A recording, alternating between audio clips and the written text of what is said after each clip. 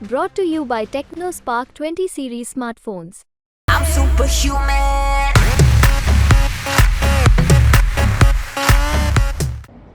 नमस्कार, बिहार तक में आपका स्वागत है और मैं हूं सुजीत। बिहार में 5 लोकसभा क्षेत्रों में चौथे चरण का मतदान संपन्न हो गया है। अब मतदान तो संपन्न हो गया, परिणाम आएंगे 4 जून को, पर उससे पहले चर्चाएं जो होती हैं खासतौर पर गली मोहल्लों में, चौक चौराहे पर, कि आखिर इन 5 सीटों पर किसका पलड़ा भारी है। देखिए, जो 5 सीटें हैं उसमें मुंगेर है, बेगूसराय है, उजियारपुर है, समस्तीपुर है और दरभंगा है। 3 सीटें बीजेपी की है सिटिंग। एक सीट जो है वो लोक जनशक्ति पार्टी रामविलास की है और एक सीट जेडीयू की मुंगेर की। तो पहले चर्चा कर लेते हैं मुंगेर की। मुंगेर से ललन सिंह जेडीयू के उम्मीदवार हैं, एनडीए के उम्मीदवार हैं, पूर्व राष्ट्रीय अध्यक्ष रहे हैं जनता दल यू के। 2009 के बाद देखें तो 2 बार वो चुनाव जीते हैं, 2009 में और 2019 में। 14 में वो हार गए थे। पर हम अगर चर्चा करें उनके सामने, उनके प्रतिद्वंदी की, तो काफी चौंकाने वाले हमको चीजें दिखाई देती हैं। कुमारी अनीता जो आरजेडी की उम्मीदवार हैं, महागठबंधन के उम्मीदवार हैं, उनके पति हैं अशोक महतो, जो कि कुख्यात अपराधी रहे हैं, हाल में ही जेल से निकले हैं। और हाल में ही इन दोनों की शादी भी हुई है। मेहंदी भी मुझे लगता है मिटी नहीं होगी। शादी के बाद ही टिकट मिला आरजेडी का और चुनाव मैदान में आ गए। तब से ये लगातार चुनाव मैदान में ही हैं, प्रचार प्रसार में लगे हुए थे। आज मतदान भी हो गया तो शायद चैन मिले उन्हें।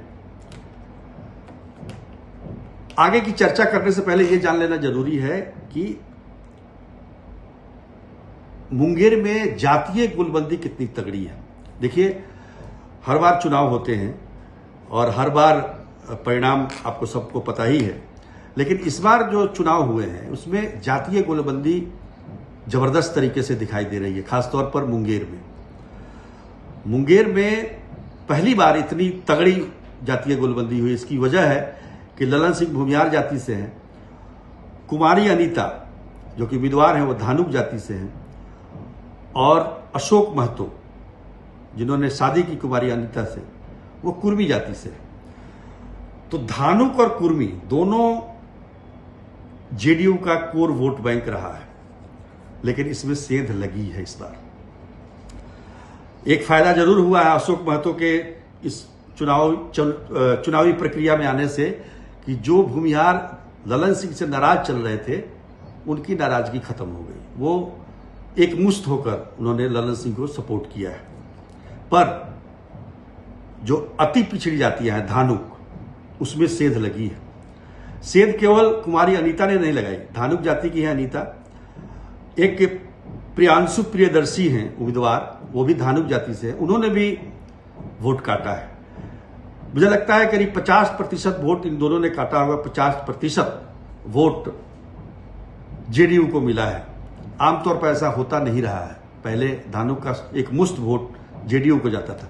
कुर्मी में भी डेंट लगा है, बाढ़ मोकामा के क्षेत्र, टाल क्षेत्रों में। तो ये तमाम जो बातें हैं हम कह सकते हैं कि बैलेंस करती है। इसमें कुशवाहा ने जरूर सपोर्ट किया है जेडीयू को। कुशवाहा पूरी तरह से जेडीयू के साथ रहे मुंगेर में। पासवान भी साथ रहे, रविदास भी साथ रहे। तो कुल मिलाकर अगर देखा जाए तो मुंगेर में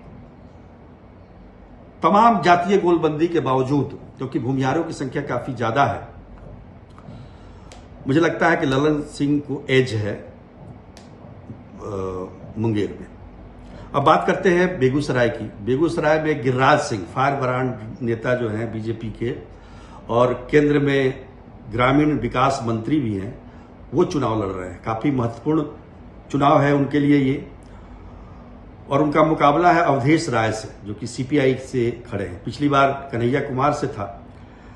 पिछली बार के चुनाव में और इस बार के चुनाव में अंतर है, क्योंकि पिछली बार सीपीआई भी खड़ी थी और आरजेडी ने भी अपना उम्मीदवार दे दिया था, लेकिन इस बार महागठबंधन का एक ही उम्मीदवार है। यहां भी जातीय गोलबंदी है।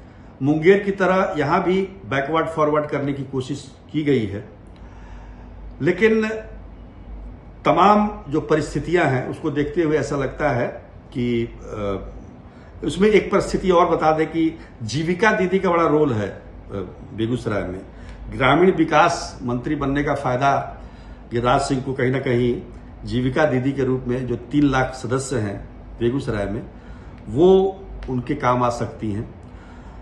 भूमियारों का एक मुश्त वोट मिला है। यादव इंटैक्ट रहे अवधेश राय के साथ, मुस्लिम इंटैक्ट रहे। और सबसे एक खास पहलू ये भी है कि राम बदन राय भी, जो कि अति पिछड़ा से आते हैं, वो भी इस चुनाव के मैदान में थे। उन्होंने अति पिछड़ा का वोट काटा होगा। निश्चित तौर पर अति पिछड़ा का वोट माना जाता है कि एनडीए की तरफ उसका झुकाव होता है, पर इसमें देखना होगा कि कितना वोट टूटा है। कुल मिलाकर जो जोड़ घटाव हम लोग कर रहे हैं, उस हिसाब से लगता है कि गिरिराज सिंह पिछली बार 4 लाख से, लगभग 4 लाख मतों से जीते थे, पर इस बार कड़ी मशक्कत करनी होगी। एज जरूर है उनको। तीसरी सीट है दरभंगा। दरभंगा की चर्चा करें तो दरभंगा में मुकाबला, सीधा मुकाबला है बिल्कुल। गोपाल जी ठाकुर, जो कि बीजेपी के उम्मीदवार हैं, और ललित यादव, जो कि बिहार सरकार में मंत्री भी थे, पूर्व मंत्री हैं और आरजेडी के उम्मीदवार हैं, महागठबंधन के उम्मीदवार हैं। निश्चित तौर पर लड़ाई सीधी है, और लड़ाई सीधी होने का लाभ किसको मिलता है ये देखना होगा। गोपाल जी ठाकुर से लोगों की काफी नाराजगी थी। वहां अगर गोपाल जी ठाकुर को मैं एज दे रहा हूं तो इसके पीछे उनका बहुत ज्यादा योगदान नहीं है। योगदान नरेंद्र मोदी के फैक्टर का है। हालांकि जहां भी हम गए सब जगह कहीं ना कहीं उम्मीदवार से नाराजगी रही, और अंत में नरेंद्र मोदी के नाम पर वोट डाला गया। यहां भी यही हुआ है। निश्चित तौर पर हम कह सकते हैं कि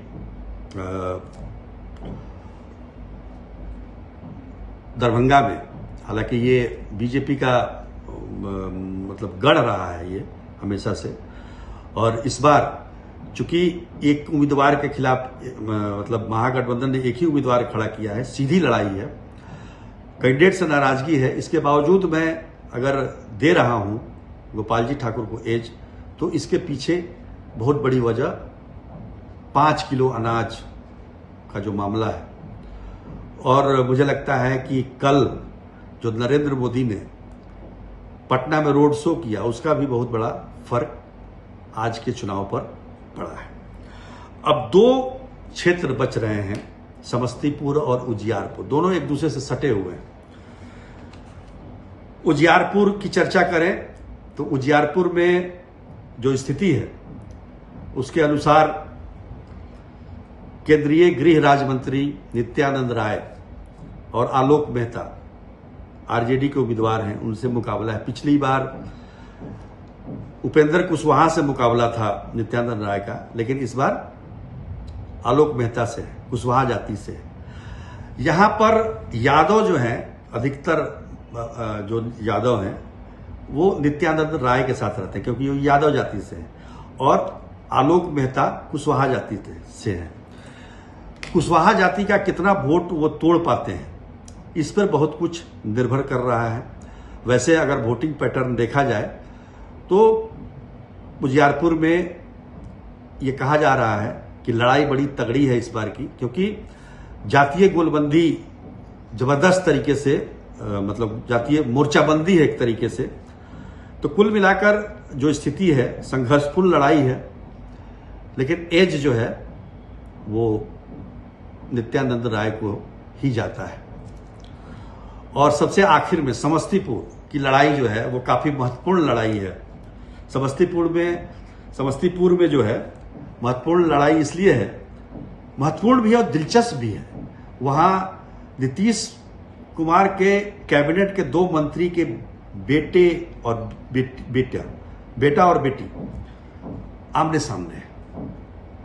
अशोक चौधरी जो कि बिहार सरकार में मंत्री हैं, उनकी बेटी शांभवी चौधरी एलजेपी रामविलास की पार्टी से उम्मीदवार हैं और सनी हजारी कांग्रेस से उम्मीदवार हैं महागठबंधन की तरफ से। अशोक चौधरी ने अपनी बेटी को जिताने के लिए पूरी मेहनत की, वहां पे लगातार वहां लगे रहे और वही नहीं, जेडीयू की तरफ से तमाम